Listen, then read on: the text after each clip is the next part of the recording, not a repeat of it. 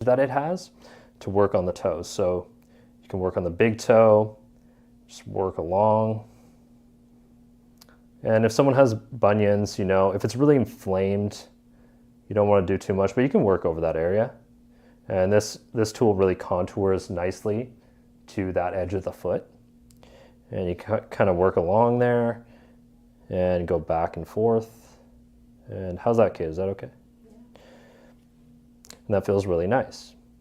Now what you can do here, and my favorite technique, which I know is kind of a random technique, but I really do believe that there's a lot of tension held in the feet that we don't realize, but it's there. So I'm taking this tool, and basically I'm gonna go up both sides of the toes. Kind of hard to show you guys on camera here, so I'm gonna try and separate her toes with my hands that are filled with cream. So basically you can take the toes, splay them across like this, and then work up either side with this tool. So you're just going up, back and forth, and you can do this for a little bit. You don't need to do it for too long, but it feels fantastic. And as you're doing this, you're gonna go along the entirety of the foot. I would say between the big toe and the first digit is the most important place to work when you're doing this technique, back and forth. But it's also really nice to do in between the other toes. Now, it's a little bit harder to show this on camera. Basically, you can kind of pin that toe and then just go across and work it like that in between.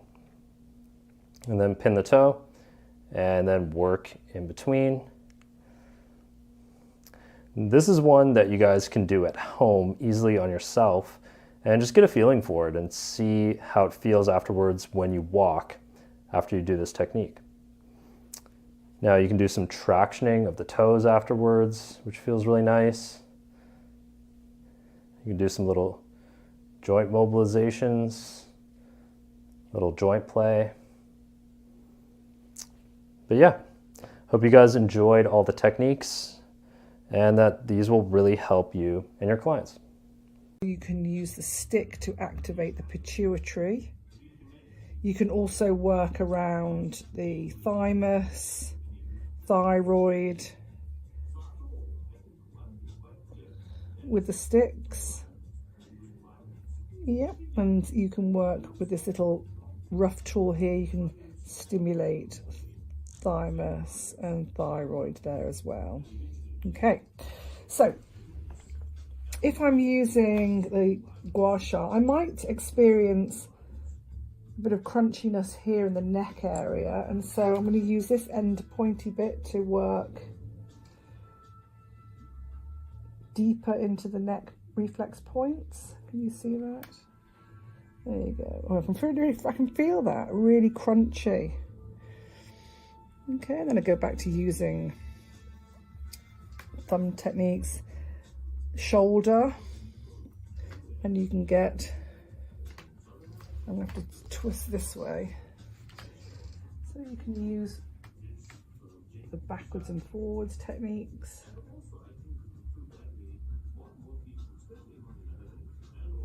Okay, and then the liver, back round here. So the liver, I'm working with this larger round surface. You can work in circular movements. I can really feel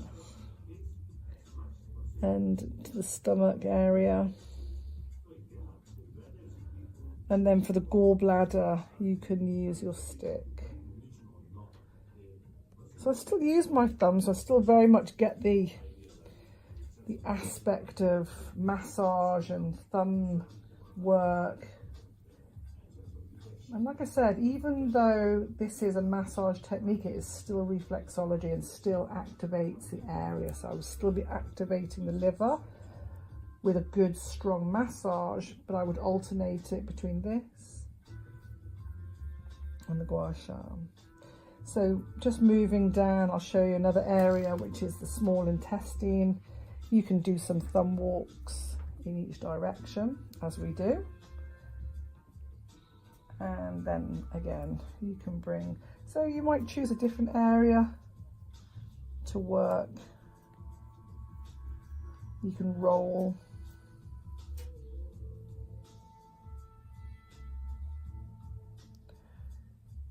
And then if you wanted to get more focused, large intestine working up. So you interchange it using thumb techniques up the ascending colon, across the transverse.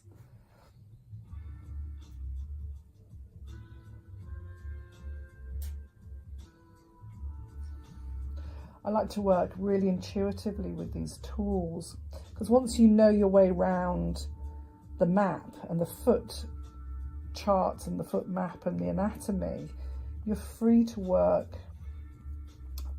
with soul and with intuitive intention, as long as you know what you're doing. Okay, sciatica, I always do some knuckling here. And again, I would roll across the sciatic line. Okay, and then working around the reproductive, you can get very focused. If you wanted to work on fertility, menstruation, regulating menstrual flow, really great to work with the stick. It gets really on point. So that's good. And then again, working the spine, starting with the gua sha. This is great because you can really feel through the cervical spine, crunching there, I can really feel that. And then through the thoracic spine. And then you can get very focused. There's also spleen meridian points here. So just to work. It's great, you can see that it's saving my thumb joints, but it's working deeply, and I've experienced this myself, so I know that you can feel it, definitely. And then just make sure that you follow the curvature of the spine, and you can get underneath with the coccyx, very focused. So just to give you that confidence to work with the gua sha and know that the tool's so versatile,